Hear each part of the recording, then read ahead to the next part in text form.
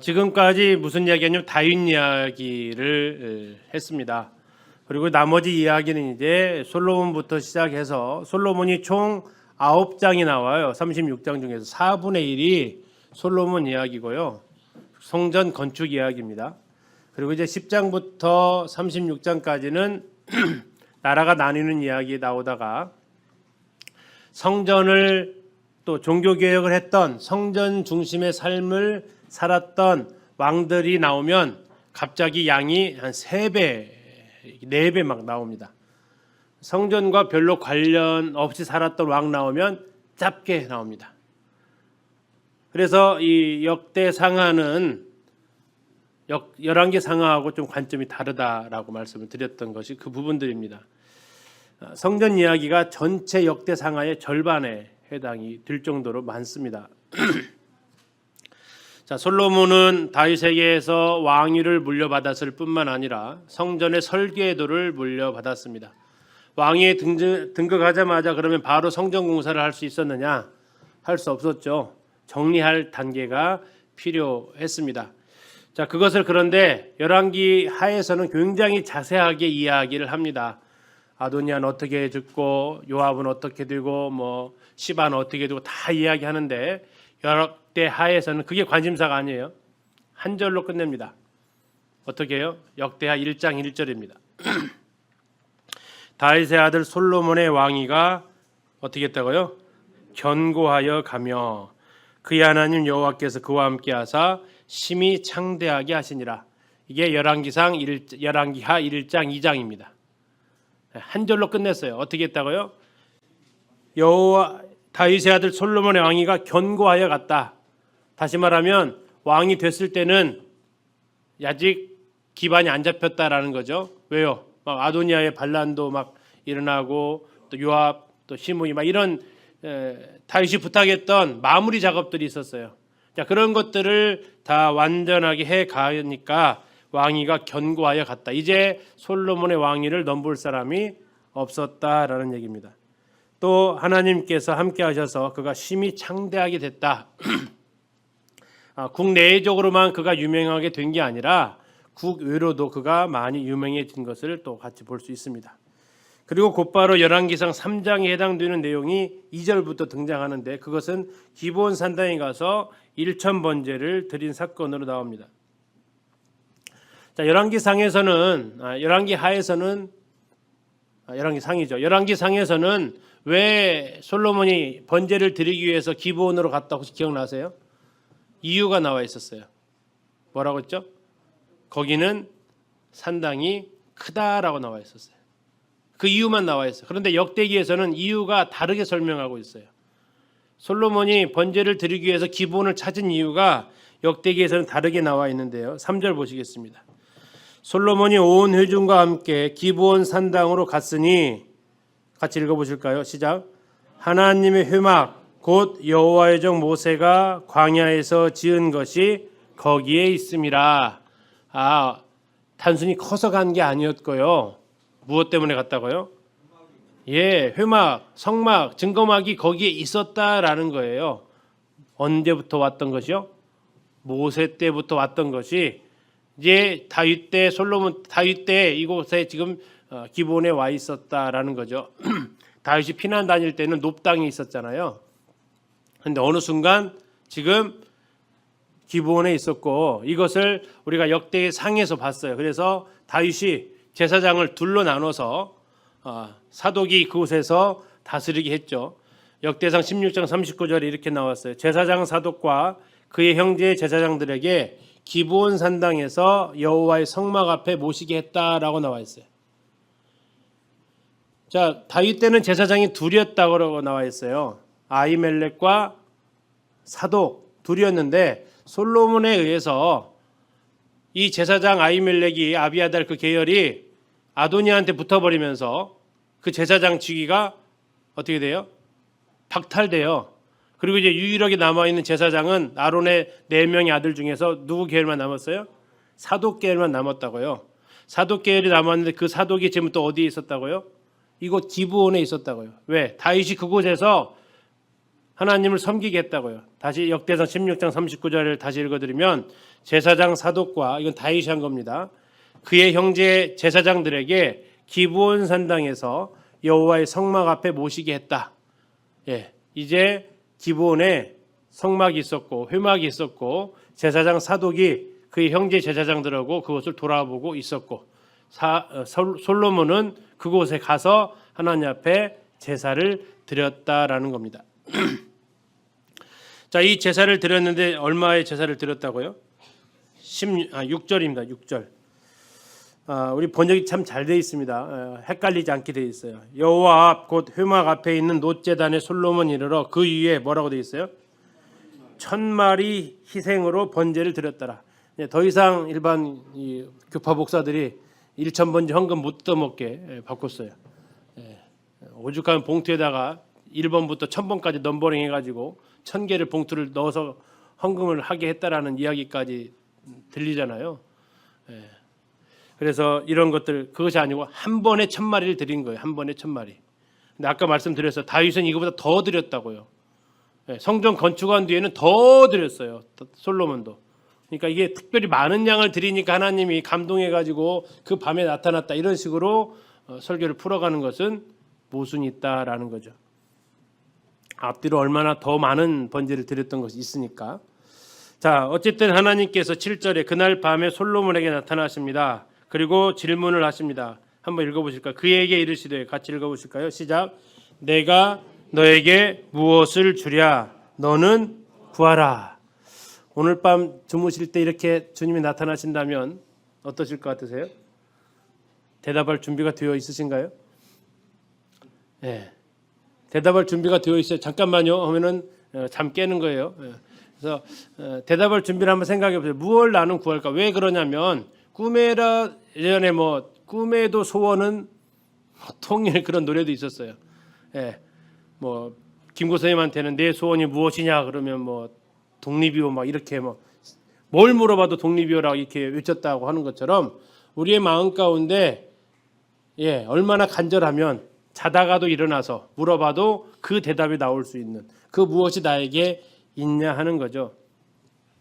어느 글을 보니까 이렇게 써 있더라고요. 그래서 생각하게 돼서 좀 가져왔는데, 무엇을 갖기 원하는가란 질문은 무엇을 하기 원하는가라는 질문과 마찬가지로 한 인간을 시험해 볼 수 있는 것이다.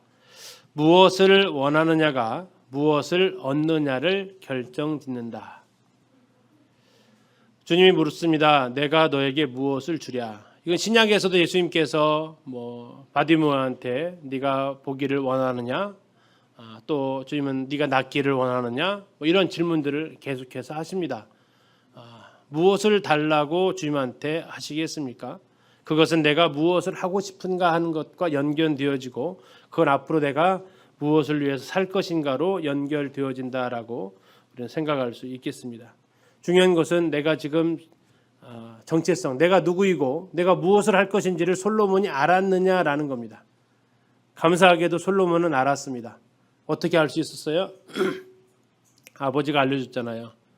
아버지 다윗이 솔로몬아, 내 아들 솔로몬아 하면서 가르쳐줬단 말이죠. 자, 그걸 통해서 솔로몬은 알게 되었습니다. 뭘 알게 되었습니까? 바로 이야기하지 않아요. 하나님 지혜 주세요 이렇게 하지 않아요. 왜 그게 필요한지를 그는 알고 있었어요. 8절 보시겠습니다. 솔로몬이 하나님께 말하되 주께서 전에 큰 은혜를 내 아버지 다윗에게 베푸시고 내가 그를 대신하여 뭐가 됐다고요? 왕이 되었습니다. 자기의 정체성을 깨달았습니다. 내가 누구라는 걸 알았습니다. 하나님께서 나에게 오늘 밤에 나타나서 물어보신다면 내가 그리스도인입니다 라는 것을 먼저 밝혀야 된다겠죠. 9절 여호와 하나님이여 원하건대 주는 내 아버지 다윗에게 허락하신 것을 이제 굳게 하옵소서. 다윗에게 허락하신 것이 뭡니까? 왕위가 영원히 간다라는 거였어요. 이것을 굳게 해주십시오. 주께서 나를 땅에 티끌같이 많은 백성의 왕으로 삼으셨사오니 10절 주는 이제 내게 뭘 달라고 합니까? 지혜와 지식을 달라고 합니다. 지혜와 지식. 왜 달라고 하냐면 이 백성 앞에서 출입해야 된다라고 합니다. 출입하면서 무엇을 하느냐? 이렇게 많은 주의 백성을 누가 능히 뭐 한다고요? 재판하리까. 왕이 하는 것 중에 중요한 것 중에 하나가 재판하는 역할을 해야 됐다라는 거죠. 이 많은 백성 앞에서 내가 바르게 재판할 수 있도록 지혜를 주시고 지식을 달라고. 전에 지혜가 뭐라고 그랬죠? 지혜 레브쇼메아라고 이렇게 말씀드렸습니다. 듣는 마음이라고 했습니다. 그래서 재판을 잘하려면 뭘 잘 들어야 돼요? 백성들의 소리를 잘 들어야 되죠. 누가 억울한지, 누가 지금 사기치고 있는 건지, 거짓말하고 있는 건지 이걸 잘 들어야 되죠. 레브쇼메아라는 거, 듣는 마음, 심장으로 듣게 해달라고 하는 겁니다. 진실하게 듣게 해달라고 하는 거죠. 또 하나는 판결을 할 때는 하나님으로부터 받아서 할 수 있어야 되니까 하나님의 음성도 들을 수 있어야 됩니다. 그래서 하나님의 음성도 들을 수 있는 듣는 마음을 달라고 지금 기도를 하는 겁니다. 자, 이렇게 기도하니까 하나님께서 뭐라고 하십니까? 딱 맞았다라고 이야기합니다. 11절 하나님 솔로몬에게 이르시되 이런 마음, 무슨 마음입니까? 자기를 위한 것이 아니고 백성을 위한 것이라는 이런 마음입니다. 너에게 있어서 부나 재물이나 영광이나 원수의 생명 멸하기를 구하지 아니하고, 이건 자기보다 자기를 위한 겁니다. 장수도 구하지 아니하고 오직 내가 너에게 다스리게 한 내 백성을 재판하기 위하여 지혜와 지식을 구했다. 지혜와 지식을 구하는 것도 동기가 뭐냐에 따라 달라진다는 얘기예요. 백성을 위해서 이렇게 했구나. 결국 네가 지금 한 가지를 구하는데 너를 위해서 구하는 건 없구나. 내가 맡긴 것을 구하고 내 백성을 위해서 기도하는구나. 그것이 이제 하나님의 마음에 맞으셨다. 12절 그러므로 내가 너에게 네가 구한 지혜와 지식을 주겠다. 그리고 네가 구하지 않은 부와 재물과 영광도 주겠다. 전무후무하게 주겠다라고 말씀하십니다. 그리고 솔로몬이 이제 기브온에서 그 달콤한 시간을 보내고 예루살렘으로 돌아옵니다. 그리고 이스라엘을 다스렸습니다. 어떻게 다스렸을까요? 지혜와 지식으로 다스렸겠죠. 자, 그런데 14절부터 17절까지는 긍정적인 면과 부정적인 면이 같이 보이는데요. 자, 하나님 솔로몬이 뭘 합니까? 14절 보시면 솔로몬이 병거와 마병을 모았습니다. 다음에 15절 왕이 솔로몬 왕이 예루살렘에서 은금을 돌같이 흔하게 했습니다. 자, 긍정적이라면 왜 긍정적일까요? 하나님의 약속의 성취입니다. 무슨 성취입니까? 하나님 어떻게 하셨다겠어요? 12절 보니까 부와 재물과 영광도 주겠다라고 얘기합니다. 지금 부를 얻었잖아요. 그렇죠? 은금을 돌같이, 백향목을 평지 뽕나무같이. 그런데 왜 부정적입니까? 하나님께서 금하신 것이 있었어요. 뭘 금했죠? 예, 병마를 많이 두지 말라고 했어요. 병마를 많이 두지 말라고.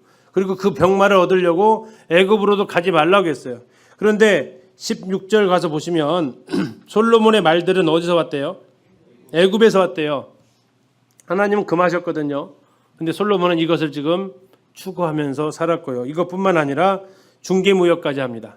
17절 보면 애굽에서 사들인 병거는 한 대에 은 600세겔, 말은 150세겔이라 이와 같이 햇사람의 모든 왕들과 아람 왕들을 위하여 그들의 손으로 뭐 했다고요? 되팔기도 했다는 얘기예요. 중개무역했다는 얘기예요. 그래서 뭘 얻어요? 예, 부를 얻었다라는 얘기죠.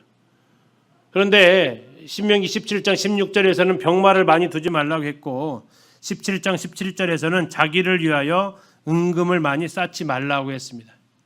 하나님의 약속의 성취였다라면 긍정적이겠지만 이것을 위해서 그가 살아갔다라면, 하나님이 주신 게 아니라 그것을 그가 목적으로 살아갔다라면 이것은 부정적인 부분이 되는 거죠. 그런데 또 봤을 때 어떻게 긍정적인 것 같습니까? 부정적인 것 같습니까?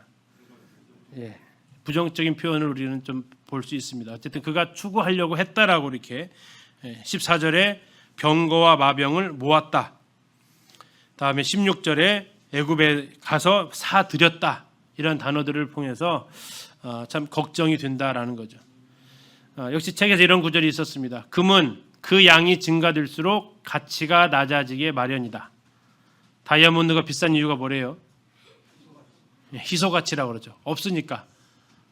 물론 없다고 해서 다 귀한 건 아니지만 귀한 이유 중에 하나가 없기 때문에 그렇습니다. 그러나 은혜는 많아질수록 값어치가 더 커집니다. 우리가 은혜를 구해야 될지 금을 구해야 될지. 그래서 솔로몬은 무엇을 구하고 살았느냐라는 것들을 생각해 볼 수 있죠. 자, 2장 드디어 이제 성전 건축을 준비를 합니다. 자, 성전 건축을 하는데 그가 제목이 필요했습니다. 이건 이제 여러 가지 이유가 있습니다. 우리 열왕기 상을 할 때는 좀 비판적인 시각으로 제가 말씀을 드렸습니다. 굳이 백향목을 사드렸어야 됐느냐? 굳이 외국 사람의 손을 빌렸어야 됐느냐? 이런 부분을 말씀드렸다면 역대상에서는 조금 다른 관점으로 말씀드리려고 합니다. 왜냐하면 어떤 것이든 관점에 따라서 약간 다를 수 있다는 것도 생각을 해보기 위한 겁니다. 자, 우리가 역대상을 보면서 백향목을 제일 처음에 수집한 사람은 다윗입니까? 솔로몬입니까? 다윗이었습니다. 그러면 솔로몬이 하는 행동은 다윗의 행동을 이어받은 겁니다. 자, 그러면 왜 그렇게 했느냐라는 겁니다. 왜 그렇게 했냐면 성전의 사이즈가 상당히 컸습니다. 그런데 예루살렘에 있는 목재로는 그 사이즈가 나오지를 않습니다. 그것이 올리브 나무가 됐든 무화과 나무가 됐든 이게 성전 기둥에 거기까지 올라가야 되는데 올라가지를 않는 거죠. 그 높이까지 성막보다 훨씬 높습니다. 더 길고요. 자, 그것을 충당할 수 있는 나무가 뭐밖에 없다? 백향목밖에 없었다라는 겁니다. 네. 물론 금으로 쌌기 때문에 조각목처럼 이어 붙일 수도 있었습니다. 그러나 이것을 이제 이동하기 위한 게 아니고 늘 설치하기 때문에 더 튼튼할 필요가 있었다라는 것을 감안할 수 있겠습니다. 아무튼 백향목을 아버지 다윗이 그렇게 지금 수입을 해오기 시작했다라는 것을 참고할 수 있겠습니다. 다음에 이 백향목만 수입한 게 아니라 누구도 수입해요? 일꾼도 수입을 했죠. 이스라엘과 13절 보시면요. 2장 13절입니다. 내가 이제 재주 있고 총명한 사람을 보내오니, 후람이 하는 얘기입니다. 전에 내 아버지 후람에게 속하였던 자라. 이 아버지도 후람, 자기도 후람, 이 사람 이름도 후람이에요. 이름이 세 명이 같아요. 후람. 14절 이 사람은 단의 여자들 중 한 여인의 아들이요 그의 아버지는 두로 사람이라. 자, 무슨 결혼한 거예요? 국제 결혼한 겁니다. 자, 이 여자는 어디 사람이라고요? 예, 단지파였다고 말합니다. 단지파. 근데 열왕기 상에서는 이 여인에 대해서 납달리 지파의 과부였다고 나옵니다. 납달리 지파입니까? 단지파입니까? 아마 그녀의 첫 남편이 납달리 출신이었던 것 같습니다. 납달리 남편이 납달리 남편이었고 자기는 단지파 여자였고, 그런데 재혼을 한 거죠. 누구하고? 이 두로 사람하고 재혼을 한 겁니다. 자, 그렇게 되다 보니까 이제 이 국제 결혼이 이어졌고, 이 후람이 이 일을 하는데 무슨 일 때문에 이 사람을 부르냐면 노릇을 다루는 일을 하기 위해서 부릅니다.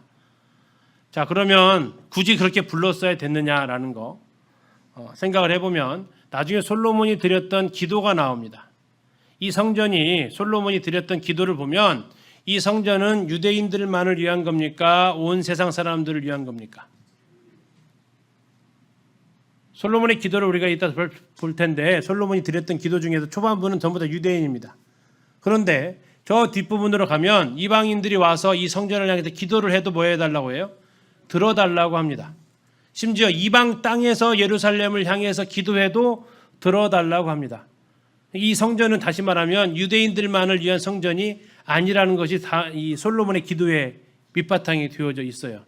하나님은 이스라엘 하나님만이 아니라 온 인류의 하나님이신 것을 그가 고백한다라는 거죠. 그렇다면 이거 지을 때도 역시 그러한 손길이 들어가는 것도 가능할 수 있겠다라는 것도 생각해 볼 수 있겠습니다.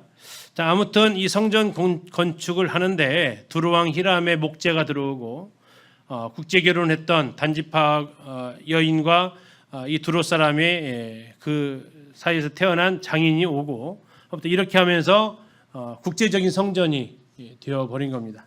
성막은요.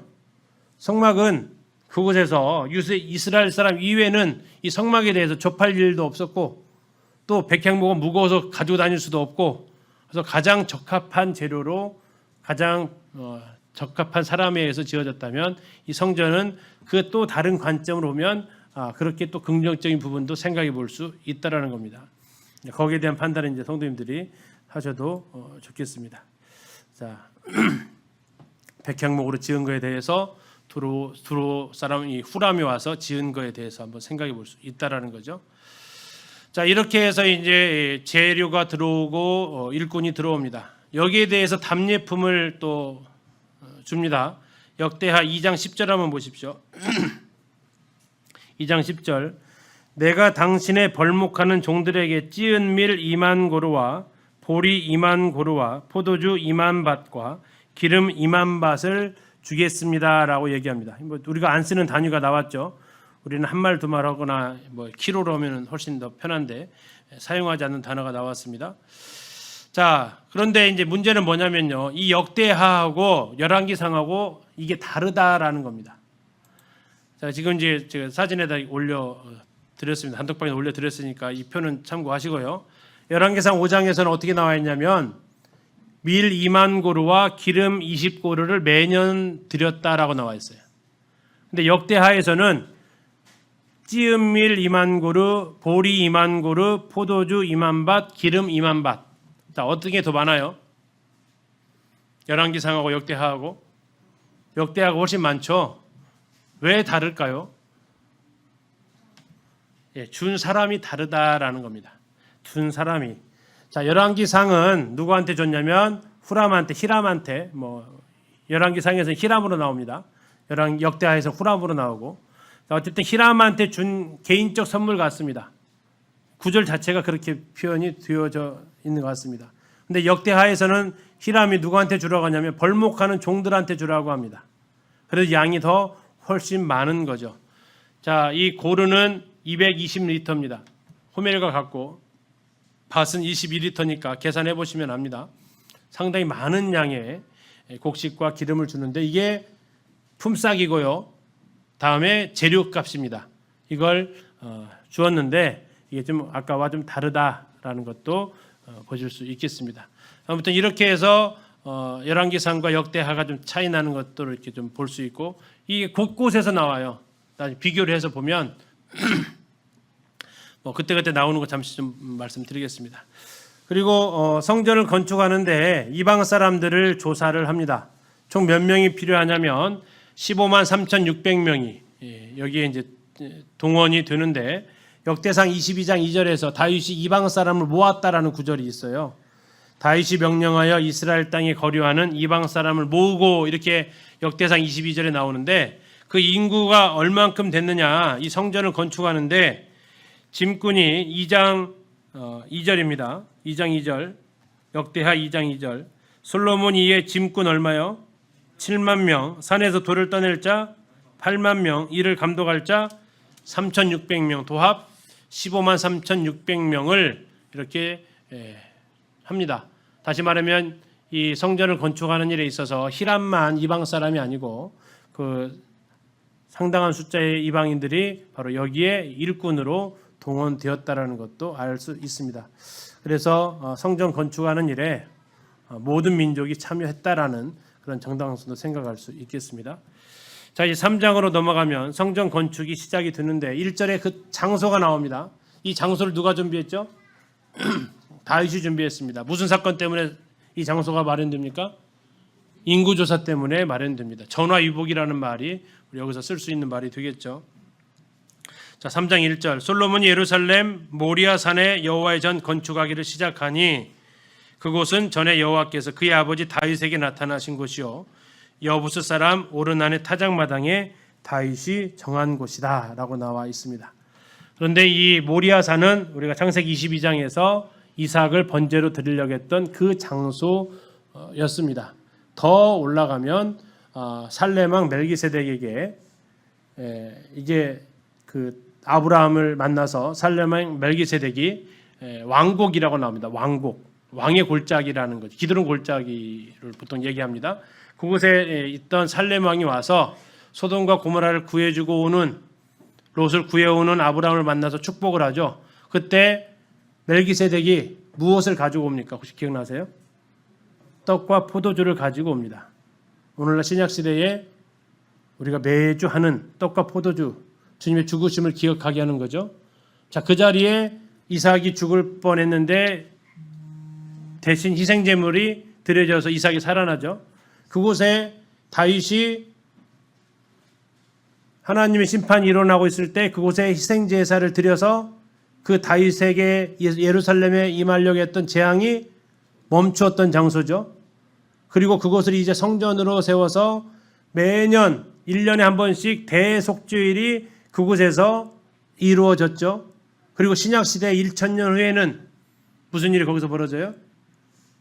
예수 그리스도께서 그 모리아산에서 이 성전산 근처에서 그 산에서 영원한 속죄를 이루시고 이제 우리를 의롭다 하셨던 그 사건이 이루어졌던 장소가 3장 1절에 나와 있는 바로 그 모든 사건이 여기 이 장소에서 일어난다는 거죠. 심지어 유대인들은 창세기 에덴 동산이 이곳이라고 생각을 하고 창세기 3장 21절에 나와 있는 여호와께서 아담과 그 아내 하와를 위하여 가죽옷을 지어 입혔던 곳이 이곳이라고 그들은 생각을 또 하고 있습니다. 창세기부터 계속 이어져 가는 장소, 모리아산, 다윗이 타작마당으로 샀던 곳, 우리 주님을 기억하게 하는 곳, 그곳에 지금 성전이 세워졌다라는 얘기입니다. 근데 그걸 바로 한 게 아니라 얼마만 했다고요? 2절에 솔로몬이 왕위에 오른 지 넷째 해. 그럼 그동안에 뭐 했다는 거예요? 아까 나라를 정리하는 일을 했다라는 겁니다. 뭐 그거 안 됐는데 어수선한데 뭔 공사를 시작할 수 없으니까요. 넷째 해, 둘째 달, 둘째 날 아주 정확하게 이야기를 합니다. 왜 이걸 정확하게 얘기를 했을까요? 예, 나중에 이것하고 출애굽 날짜랑 연결이 되어집니다. 그래서 출애굽 해가 1446년 BC라는 것이 나오는 거예요. 480년 만에 이것이 되니까 그래요. 이게 지금 BC 966년에 일어난 겁니다. 출애굽 480년째라고 이렇게 말하고 있는데 이것이 이제 하면서 오늘날 출애굽에 대해서 막 13세기설 막 이야기하는 사람도 있는데 그렇지 않다고 성경에서는 어쨌든 이렇게 말씀을 하고 있습니다. 자, 성전의 규격을 짓는데 자, 성막 잠시 복습하겠습니다. 성막의 테두리까지 하게 되면 가로가 얼마죠? 100규빗 다음에 이쪽으로 50규빗이었습니다. 다 그리고 이제 그 안으로 들어가면 성소가 있었습니다. 성소와 지성소. 그건 얼마예요? 얼마죠? 30규빗하고 10규빗이었습니다. 그래서 지성소는 10규빗, 10규빗이었고 이쪽 성소는 20규빗, 10규빗이 됐죠. 근데 지금 여기를 보시면 길이가 얼만큼 나왔어요? 60규빗 나왔습니다. 너비는요? 20규빗 나옵니다. 그럼 얼마큼 커진 거예요? 성소 지성소입니다. 여기 사이즈가. 아까 30에 10이었어요. 그럼 여기는 이제 지금 60에 20이니까 배죠. 근데 길이는 2배인데 넓이는 얼마큼 커진 거예요? 수학 시간이 되어버렸어요. 갑자기. 얼마예요? 예, 가로 세로가 2배로 커지면 넓이는 4배가 커지는 거죠. 그죠? 어려우십니까? 집에 가서 해보십시오.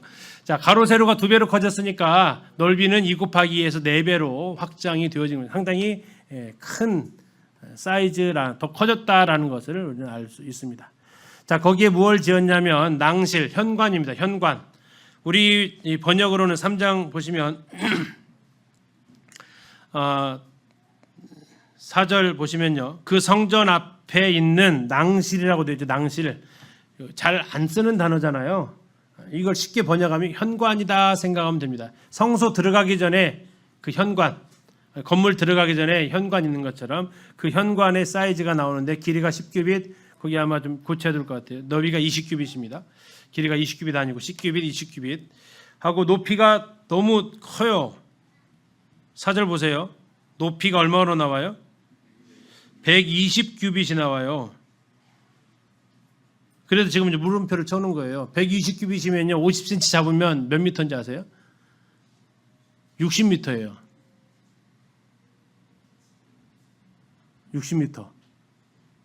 어떻게 상상이 좀 되세요? 그래서 아마 여기에 대해서는 이게 필사자의 실수가 아니겠는가라고 이야기합니다. 왜 그러냐면 열왕기 상에서는 30규빗으로 나와 있어요. 열왕기 상에서는 30규빗, 열왕기상 6장 2절에서 30규빗으로 나와 있는데 또 그 유대의 역사가 있던 요세푸스는 그대로 갖다가 120규빗으로 쓰고 있어요. 그래서 그런 오차가 있다. 이게 교류와 관계된 건 아니니까 그 사이즈를 하는데 이게 120규빗이면 성전이 굉장히 이상한 모양이 돼요. 나중에 이제 3D 그리실 수 있는 분은 이 120 그리시면 너무 높아요. 그 뒤부터는 이렇게 안 높은데 앞에만 너무 막 커가지고 이상한 그림이 나옵니다. 그 다음에 이제 대전이라는 얘기는 우리 성경에 있는 그것을 그대로 했어요. 3장 5절에 그 대전 전장은 나와 있는데 쉽게 말하면 성막으로 말하면 성소입니다.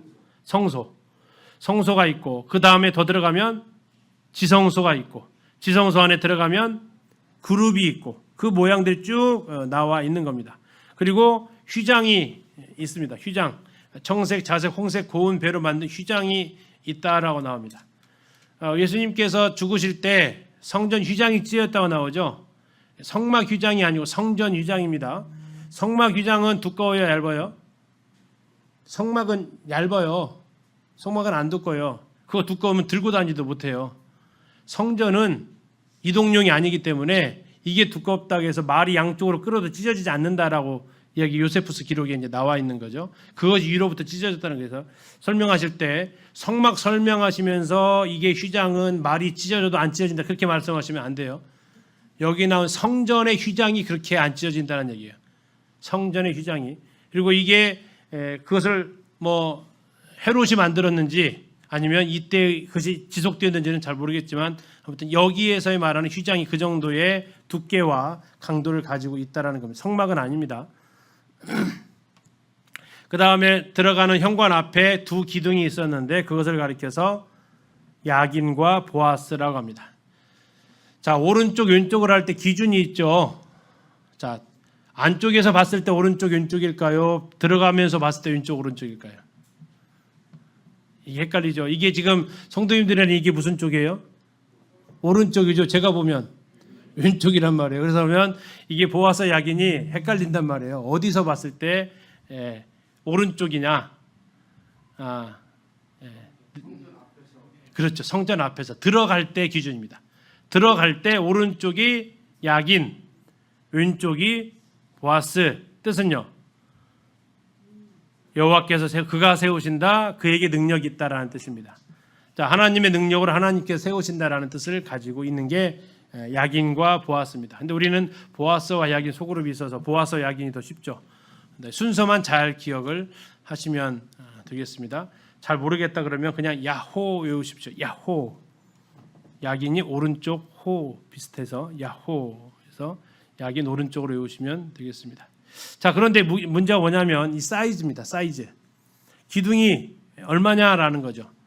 자, 우리 기둥은 얼마로 나와 있냐면 15절 보시겠습니다. 3장 15절. 성전 앞에 기둥 둘을 만들었으니 높이가 얼마입니까?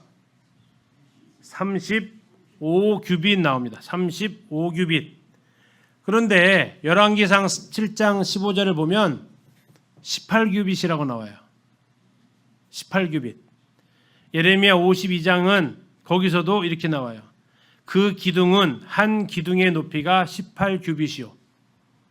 근데 여기는 얼마로 나와요? 35규빗. 그럼 뭐가 맞아요? 어떻게 그러면 이걸 해석할 수 있어요? 자, 한 기둥의 높이가 18규빗이다라는 거예요. 그럼 여기 35규빗은 뭐라는 얘기예요? 두 개를 합한 것이다라고 생각하시면 됩니다. 그러면 정확히 18규빗은 아니었다. 두 개를 연결하니까 35규빗 됐다라고 할 수 있겠죠. 그래서 그런 차이는 그렇게 이해를 하시면 되겠습니다. 나중에 읽다 보시면 왜 사이즈가 달라요? 혹시 질문 아마 드실까 봐 말씀을 드립니다. 자, 이게 성전 모형 이제 이것도 단톡방에 올려드렸는데요. 열왕기상 할 때도 잠시 말씀드렸던 겁니다.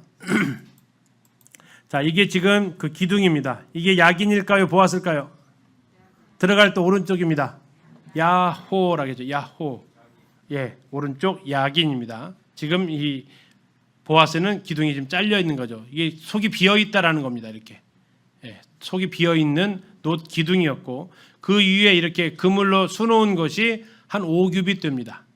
이 높이가 이것을 이제 나중에 유다가 멸망할 때는 이거 못 들고 가니까 바벨론 군사들이 이거 전부 절단해서 가져갑니다. 그래서 성전에 있는 모든 기물은 다 돌아왔는데 야는 돌아왔을까요? 안 돌아왔을까요? 못 돌아오죠. 다 이미 잘려서 갔으니까. 자, 그 안에 들어가면 이게 뭐죠? 이게 지금 메노라라고 하는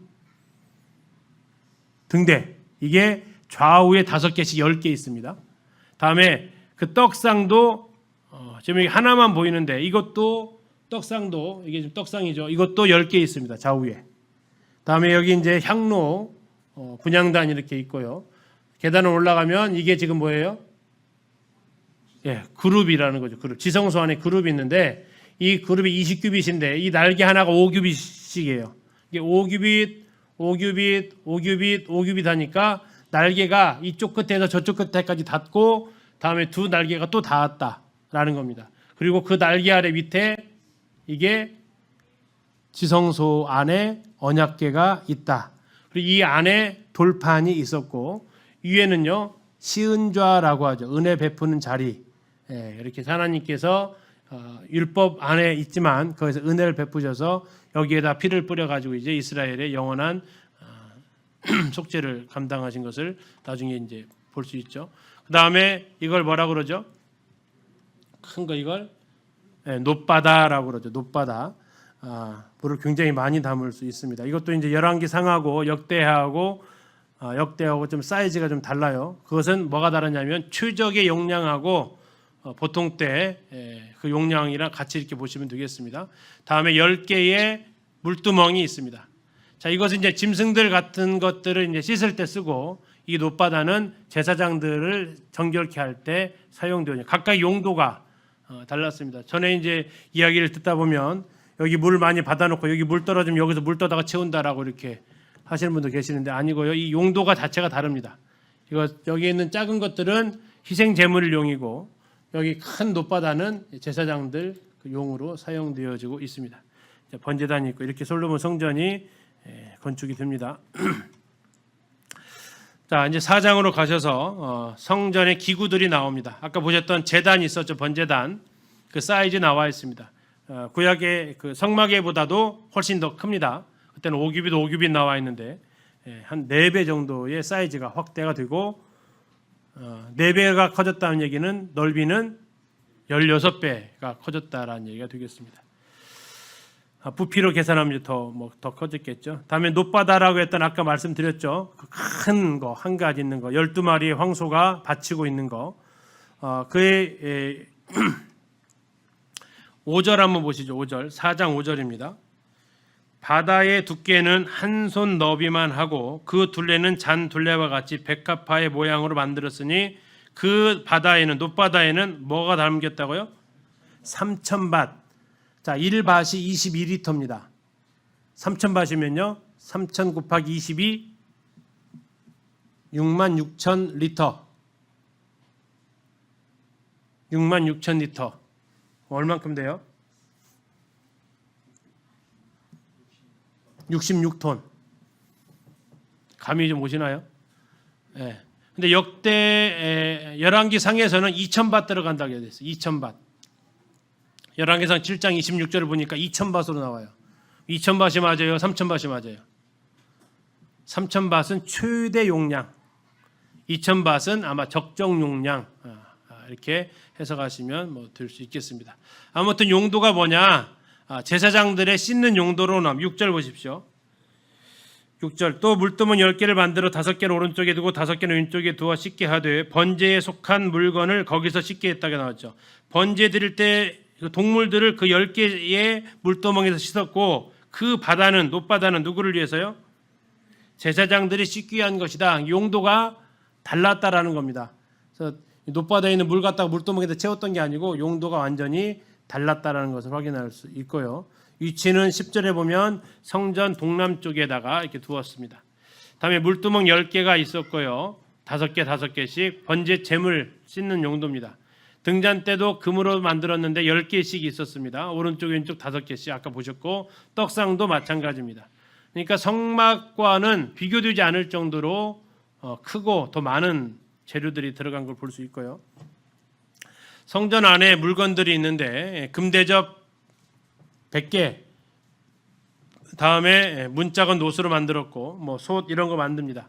그리고 12절부터 보면 두로왕 후람이 보낸 후람이에요. 같은 이름이에요. 그가 만든 것들이 나오는데 전부 다 노을 가지고 만드는 것들만 후람이 만듭니다. 그리고 나서 솔로몬이 만든 것 19절부터 나오는데 4장 19절을 보시면 솔로몬이 또 하나님의 전에 모든 기구를 만들었으니 곧 금제단과 진설병 상들과 이건 전부 다 뭘로 만드는 재료들이에요? 금으로 만드는 것입니다. 그러니까 후람은 와가지고 뭘 만들었고요? 노트를 만들었고요. 다음에 솔로몬이 이제 직접 고용한 아마 이스라엘 사람인 것 같은데 그들은 금을 이용해서 만들었다라는 겁니다. 그리고 이런 모든 것들 5장 1절 가서 보시면 솔로몬이 여호와의 전을 위하여 만드는 모든 일을 마친지라 이에 솔로몬이 그의 아버지 다윗이 드린 은과 금과 모든 기구 나와 있는데 여기 있는 모든 기구는 뭐냐면 성막에 있었던 그 기구들은 이제 쓸모가 없었죠. 새로 다 제작을 했으니까. 그래서 그것들을 어떻게 했어요?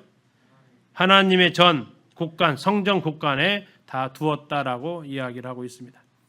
자, 이제 다 준비가 됐습니다. 그러면 뭐가 입장해야 돼요? 언약궤가 입장을 해야죠. 언약궤 지금 어디에 있죠?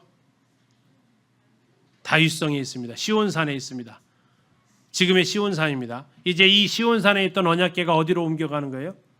성전산으로 가는 겁니다. 성전산. 지금 이스라엘 땅으로 기준으로 말씀드리는 겁니다. 다윗성에 있었던 다윗 왕궁에 있었던 그 언약궤가 이제 솔로몬이 지은 성전으로 옮겨가는 거예요. 이 예루살렘 가서 보시면 시온산에서 성전산이 보여요. 바로 그곳으로 지금 이제 옮겨가는 겁니다. 자, 누가 옮겨야 됩니까?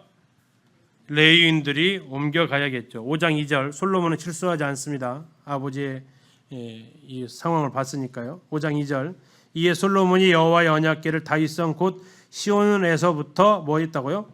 메어 올렸다라고 나오죠. 실수하지 않았죠.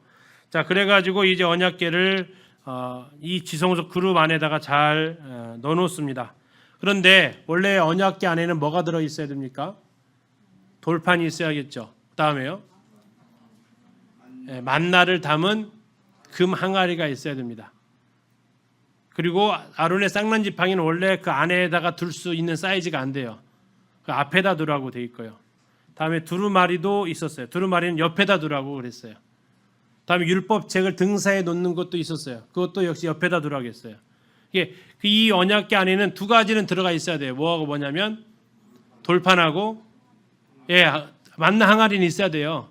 그런데 10절 보세요. 5장 10절. 궤 안에는 뭐밖에 없다고요? 두 돌판 외에는 아무것도 없었대요. 뭐가 없어진 거예요? 만나 담은 항아리가 지금 어디로 사라진 거죠. 뭐 이동하면서 깨어졌는지 어쩐지 모르겠지만 아무튼 없었다라는 겁니다. 그러면 지성소 안에 원래 있었던 아론의 쌍난 지팡이도 사라진 거고요. 다음에 두루마리 책도, 그 다음에 하나 더 뭐 남았어요?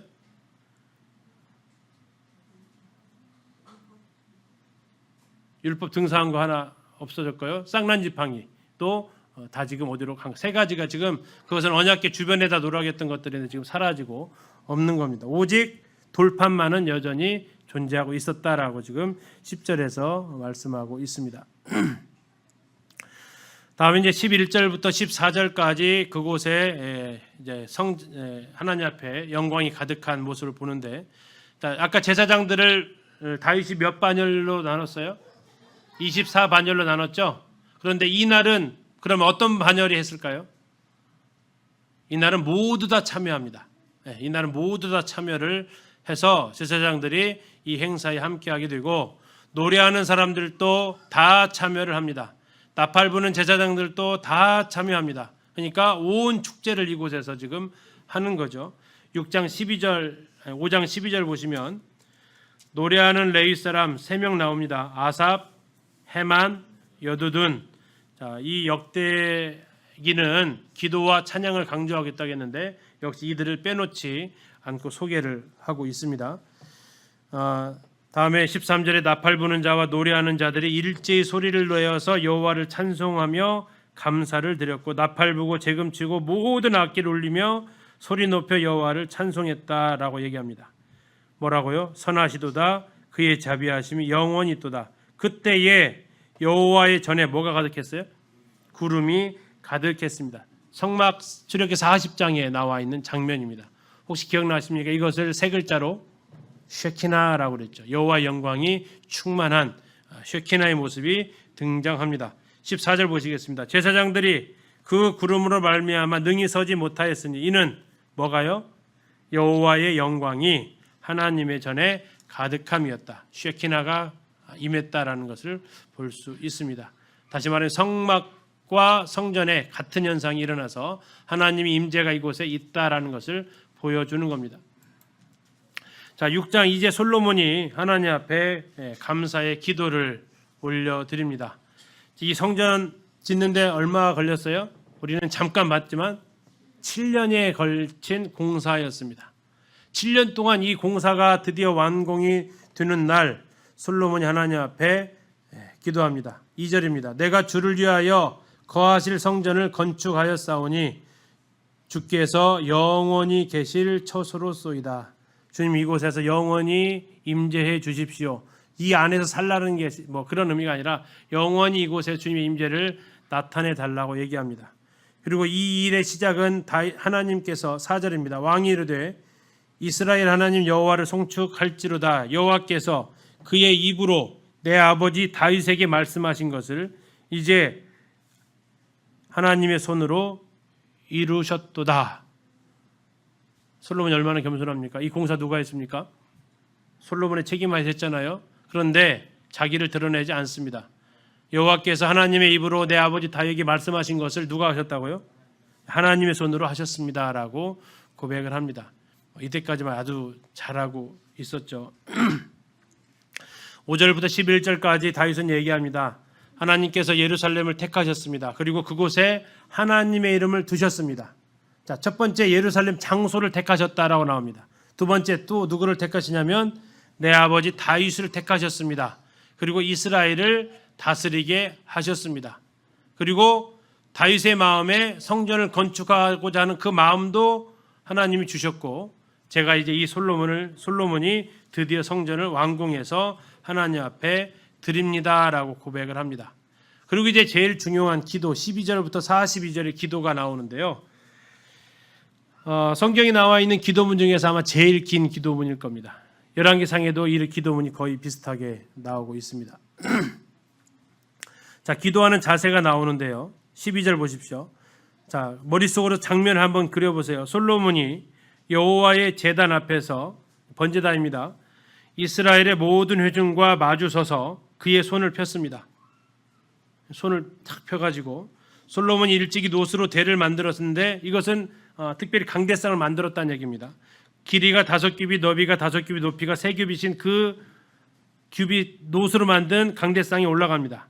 그것을 뜰 한가운데 두었고요. 그가 그 위에 서서 이스라엘의 모든 회중 앞에서 그 다음 뭐라고 나와 있어요? 무릎을 꿇고 하늘을 향하여 손을 펴고. 자, 그려지십니까? 백성들은 이제 다 둘러서 있습니다. 5규빗, 5규빗, 3규빗짜리 강대상을 올려놓습니다. 근데 그 위에 설 줄 알았습니다. 서 있는 게 아니고 어떻게 했다고요? 그 자리에 무릎을 꿇습니다. 두 손을 향해서 하늘을 향해 폈습니다. 자, 엉덩이는 어떻게 했을까요? 붙였을까요? 들었을까요? 아마도 들었겠죠. 이렇게 해서 아마 하나님을 향해서 이렇게 기도를 하는데 14절부터 기도가 짧지 않습니다. 그 기도하는 동안 하늘을 향해서 그가 손을 펴고 하나님 앞에 기도를 하는데 무슨 기도를 하느냐? 기도 제목이 지금 여기 화면에 보이시는 대로 우리 핸드북에 있는 대로 참 많은 기도를 합니다. 제일 첫 번째 기도는 16절 보시겠습니다. 이스라엘 하나님 여호와여 주께서 주의 종 내 아버지 다윗에게 말씀하시기를 내 자손이 그들의 행위를 삼가서 내가 내 앞에 행한 것 같이 내 율법대로 행하기만 하면 너에게로부터 나서 이스라엘 왕이 앉을 사람이 내 앞에서 끊어지지 아니하리라 하셨사오니 이제 다윗을 위하여 그 허락하신 말씀을 뭐하라고요? 지키시옵소서. 자, 하나님께서 약속하신 거 꼭 지켜주십시오라고 합니다. 왕위를 계속해서 이어가게 하겠다라는 그 약속 지켜주십시오. 다음에 21절 주의 종과 주의 백성 이스라엘이 이곳 성전을 향하여 기도할 때 주는 그 간구함을 들으시되 주께서 계신 곳 하늘에서 들으시고 들으시사 뭐 해달라고요? 용서해 주십시오. 잘못했을 때 하나님 앞에 기도하면 용서해 달라고 기도합니다. 22절은 어떤 사람이 맹세했다면 그 맹세를 들으시고 그 맹세를 판단해 달라고 합니다. 24절, 25절은 이스라엘이 만약 적군에게 패하면 그 패배한 그 원인이 죄로 인하는 것인데 그 죄를 하나님 용서해 달라고 이야기합니다. 주께로 돌아와서 이 성전에서 주께 빌며 간구하거든. 누가? 24절 주의 백성 이스라엘이. 지금 계속해서 이 성전은 이스라엘에 대한 것이라는 것을 이야기하고 있죠. 26절에서 27절 만약에 주의 백성이 범죄하면 그래서 가뭄이 들면 우리가 회개할 겁니다. 그러면 하나님 비를 내려주십시오. 28절에서 31절까지는 만약에 이번에는 기근이 들거나 전염병이 일어났을 때 또 하나님 이곳에 와서 기도를 하면 하나님 용서하여 주십시오 라고 31절까지 이야기를 합니다. 중요한 건 32절입니다. 32절 보십시오. 자, 누가 나옵니까? 주의 백성 이스라엘에 속하지 않은 누구요? 이방인에게도 이 성전의 효력이 있다라는 얘기입니다. 이방인에게 대하여도 그들이 주의 큰 이름과 능한 손과 표심팔을 위하여 먼 지방에 와서 이 성전을 향하여 기도하거든 어떻게 해달라고 합니까? 외면하라고 합니까? 아닙니다. 들어달라고 합니다.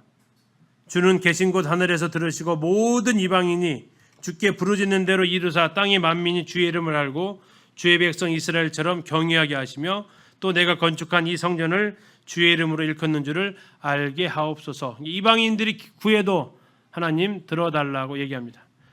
만약에 전쟁에서 나가서 졌습니다. 그래서 포로 잡혔습니다. 그런데 그들이 만약에 기도하면 38절입니다. 자기들을 사로잡아간 적국의 땅에서 온 마음과 온 뜻으로 주께 돌아와서 주께서 그들의 조상들에게 주신 땅과 주께서 택하신 성과 내가 주의 이름을 위하여 건축한 그 다음 같이 읽어보실까요? 시작. 성전 있는 쪽을 향하여 기도하거든. 혹시 누가 떠오르십니까? 다니엘이라는 겁니다. 다니엘이 왜 창문 열고 기도했는가 아시겠어요? 이 기도 때문에 그랬다고. 이 기도 때문에. 다니엘서 6장하고 다니엘서 9장을 하게 되면 다니엘이 평소에 기도의 사람인 거 맞습니다. 그러나 그가 하루에 3번씩 기도했던 가장 큰 이유는 이 솔로몬의 기도 이유입니다. 예레미야의 70년이라는 그 시간에 대한 비밀을 9장에서 그가 깨달았다고 이야기합니다. 그리고 그 타이밍은 사자굴에 넘어가는 고레스가 와서 나라를 정복한 그 시기랑 맞아 떨어집니다. 그걸 통해서 다니엘은 하나님의 약속의 시간이 얼마 남지 않은 걸 알고 솔로몬이 예루살렘을 향해서 기도하면 들어달라고 했던 그 간구. 근데 중요한 건 하나님이 이렇게 간구했을 때 하나님께서 어떻게 하셨다고요? 이 기도에 7장 1절 솔로몬이 기도를 마침에 불이 어떻게 했어요? 하늘에서부터 내려와서 그 번제물과 제물들을 사르고 여호와 영광이 성전에 가득했어요. 그러면 이 기도를 들으시겠다는 거예요? 거절한다는 얘기예요?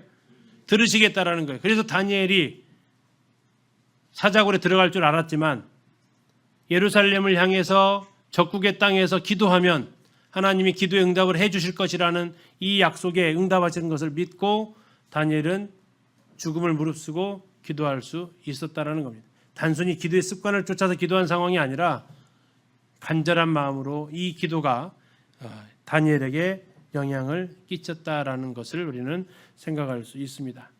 그렇게 해서 이제 성전을 건축하고 하나님 앞에 기도하고 하나님께서 거기에 대해서 사인을 하신 내용이 이제 6장과 7장 1절에서 우리 같이 볼 수 있습니다.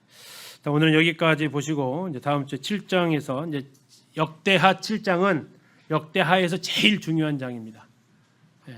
핵심적인 장인데 그 내용을 같이 이렇게 이제 하나님께서 무슨 말씀하시는가가 이제 등장하고 있습니다. 그래서 우리 같이 보시도록 하겠습니다. 기도